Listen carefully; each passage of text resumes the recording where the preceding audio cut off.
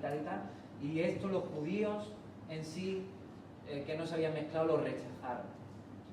Y de ahí nace ese enfrentamiento entre judíos y samaritanos, porque no aceptaban esa mezcla. Entonces nació una enemistad muy fuerte, ¿no?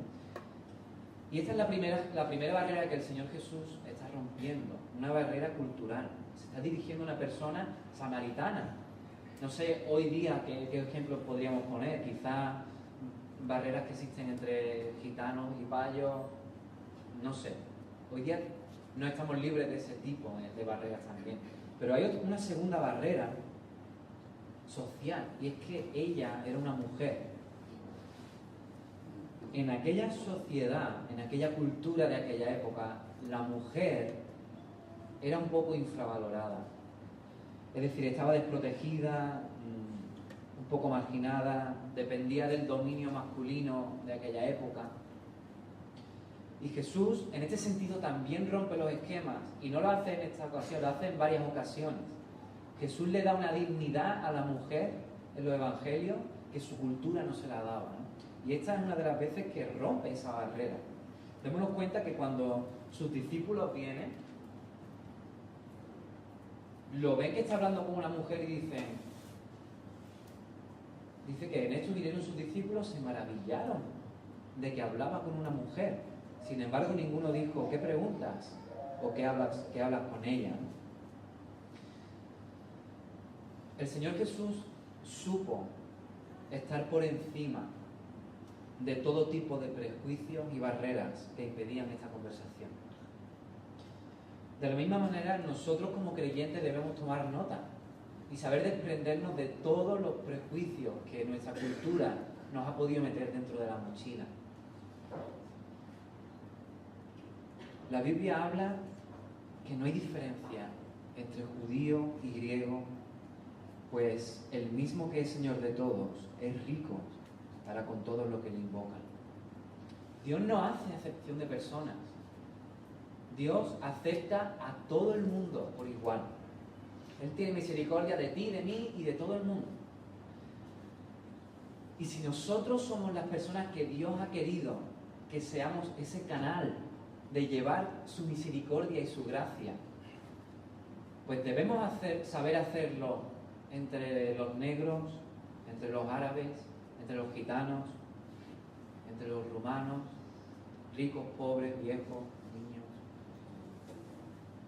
La gracia y la misericordia del Señor es para todos y debemos saber llevarla a todos y despojarnos de cualquier tipo de prejuicio. Otra cosa interesante y muy hábilmente que hace Jesús es despertar su curiosidad. Fijémonos cómo Jesucristo le habla en el versículo 10. Él le dice, si conocieras el don de Dios y quién es el que te dice dame de beber, tú le pedirías y él te daría agua viva. Esta es una frase velada, es una frase misteriosa con la que el Señor estaba pretendiendo intrigar un poquito a esta mujer. Va dejando pistas, va dejando como migas de pan que quieren llevarla a un sitio en concreto. Fijamos como más adelante todavía sigue intentando estimular esta curiosidad y esta intriga. En el versículo 13 y 14 Jesucristo vuelve a decir, cualquiera que bebiere de este agua volverá a tener sed, mas el que bebiere del agua que yo le daré no tendrá sed jamás, sino que el agua que yo le daré será en él una fuente de agua que salte para vida eterna. Notemos la astucia con la que el Señor está procediendo. Él está muy hábilmente despertando y picando la curiosidad de esta persona. A esto mismo se refiere un versículo en Colosenses que dice, sea vuestra palabra siempre con gracia, sazonada con sal, para que sepáis cómo debéis responder a cada uno. ¿Sabéis qué significa esto? Esto significa que deberíamos tener cierta picardía a la hora de hablar. Tenemos que aprender a ir dejando pequeñas pistas que vayan despertando la curiosidad del personal. Pongamos por caso, no sé, un ejemplo hipotético. Imagínate que has estado 2 o 3 días con gripe, enfermo, en cama, ¿no? Y ya te encuentras mejor y sales a la calle, pero en la puerta del portal de tu bloque te encuentras un vecino. Y te dice, hombre, fulanito, ¿qué tal? ¿Estás mejor? Tú puedes responder de 2 maneras. Tú puedes decir, sí, estoy mejor, gracias. O puedes decir, sí, estoy mejor, gracias a Dios, que Dios me cuida. Por ejemplo. Y ya está. No tienes que decir nada más. No tienes que montarte un sermón con introducción, punto, broma, conclusión. No. Tienes que dejar esa pequeña pizquita de sal que despierte la sed en la persona. Que la persona después se vaya a su casa y diga, pero fíjate lo que me ha dicho este tío raro. Que el Señor la ha cuidado y por eso... Esa es la astucia y la picardía que nosotros deberíamos disciplinarnos a ir empleando con la gente con la que tratamos cada día. Y fijamos que el Señor Jesús al final consigue que esta picardía que Él va teniendo haga efecto. En el versículo 15 la mujer le contesta, Señor, dame esa agua para que no tenga yo sed ni venga aquí a sacarla. Claro, Él ha conseguido estimular su curiosidad de tal manera que ya llega un momento que responde y dice, sí, venga, dame, que vengo todos los días un montón de lejos a sacar agua a este pozo, ¿no? Llegados a este punto, Jesucristo ha conseguido una respuesta por parte de ella y hace otra cosa. Conduce la conversación hacia una meta concreta. A ver, el Señor no está charlando con la mujer, haciendo tiempo mientras llegan los discípulos con la comida.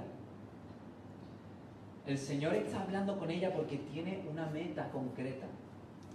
Su meta era que Él quería presentarse a sí mismo como el Mesías, para darse a conocer a esta mujer y a través de la mujer darse a conocer a esta ciudad entera, que se llamaba Sicar, ¿no? De hecho, al final de la conversación, Jesucristo vemos que consigue su objetivo y se presenta como el Cristo, ¿no?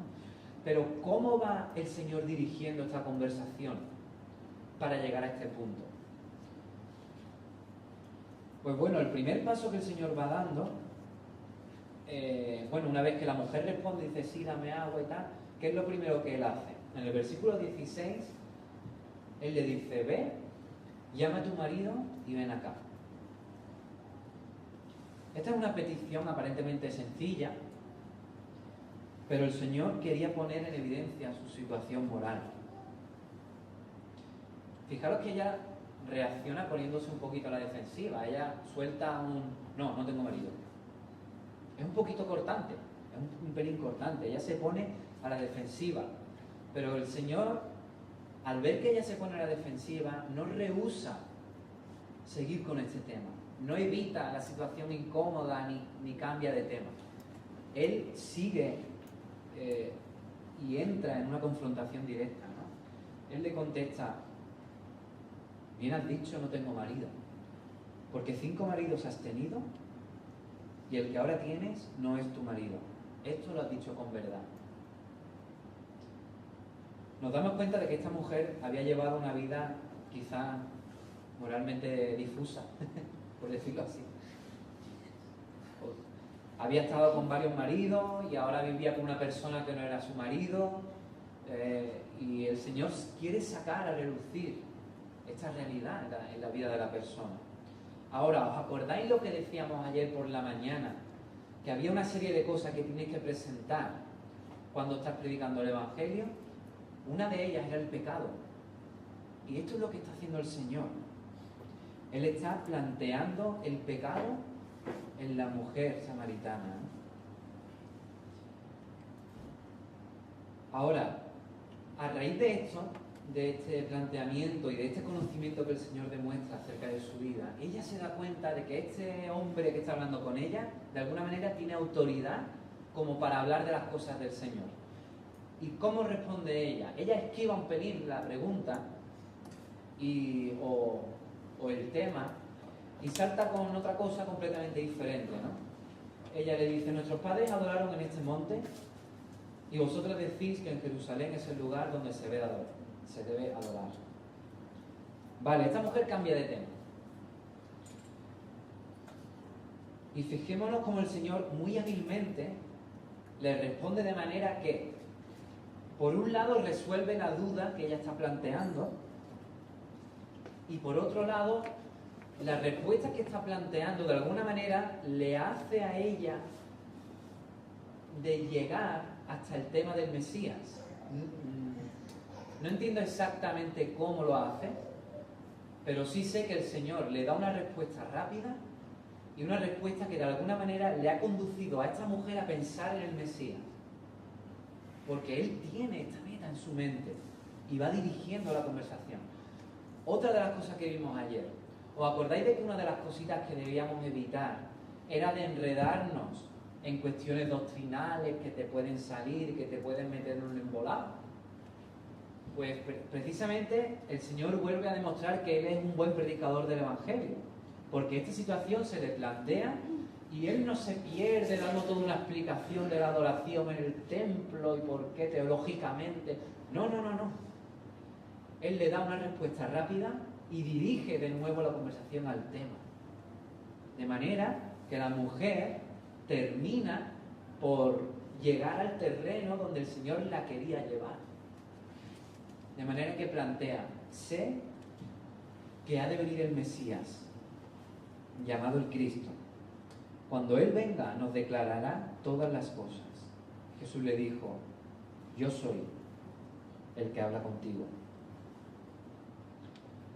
Es decir, hemos visto una serie de cositas que el Señor Jesús ha ido haciendo para poder presentar a esta persona el Evangelio, para poder presentarse a sí mismo como el Mesías a esta persona. Él pide ayuda como un primer contacto. Él atraviesa barreras culturales y sociales. Ahora empieza a despertar su curiosidad. Cuando ya tiene la conversación servida en bandeja, conduce esa conversación hasta una meta concreta, que era presentarse a sí mismo como el Mesías. ¿Qué pasó al final? Por no dejar la historia sin concluir, ¿no? Pues lo que pasó después de aquello, a grandes rasgos, es que ella cree en Él y se fue a la ciudad donde empezó a testificar a muchas personas que había encontrado al Cristo y la gente, intrigado por lo que la mujer le estaba contando, viene al encuentro del Señor, hablan con Él y mucha gente cree en Él a raíz de esta conversación. Vale, pues estos son 4 cositas prácticas que podemos quedarnos para nosotros saber emplear en un momento dado. Y ahora vamos a ir a otro texto, el texto en el que Pablo predica en Atenas. Vamos a leer el libro de Hechos, capítulo 17, versículos 16 al 31.